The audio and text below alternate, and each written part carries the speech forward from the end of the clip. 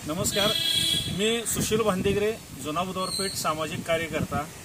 मागं 8 दिवसापूर्वी मी एक व्हिडिओ केला होता की पुराच्या पाण्यामध्ये बॉटनिकल गार्डन बुडालेला आहे। 4,80,00,000 हा प्रोजेक्ट। यामध्ये तुम्ही आता बघत असाल की पूर ओसरलेला आहे आणि ही जी रोपं आहेत 1,500-2,000 हजार रोपं ह्या पुराच्या पाण्यामध्ये आता बाद झालेले आहेत। त्याला जबाबदार कोण आहे? त्याला जबाबदार पूर्णपणे महानगरपालिकेचे अधिकारी वर्ग, प्रशासक आहेत, ज्यांनी ही रोपं पुरामध्ये बाद होऊ शकत नाहीत असा दावा केला होता आणि तो दावा खोडलेला आहे।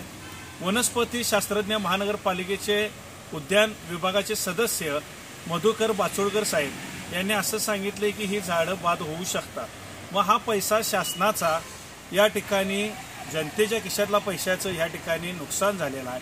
माझी या ठिकाणी एवढीच भूमिका आहे आत्ता तुम्हाला दाखवण्याची की पूर ओसरल्यानंतरची परिस्थिती तुम्ही ह्या बागेची बघा, काय परिस्थिती आहे।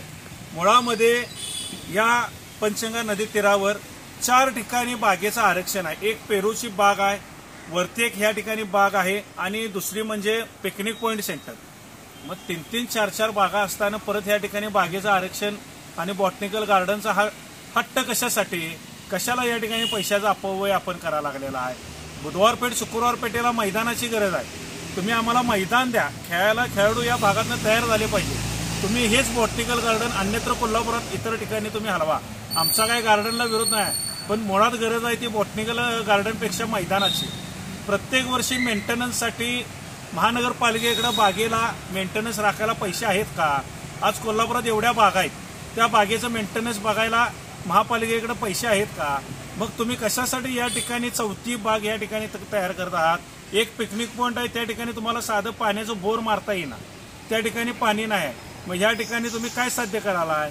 तर माझं खरोखर कळकळीची विनंती आहे की अजून वेळ गेलेला नाही, तुम्ही हे गार्डन दुसऱ्या ठिकाणी हलवा आणि या ठिकाणी बुधवार पेठ, शुक्रवार पेठेला एक चांगलं सुसज्ज खेळाडूंसाठी मैदान द्या।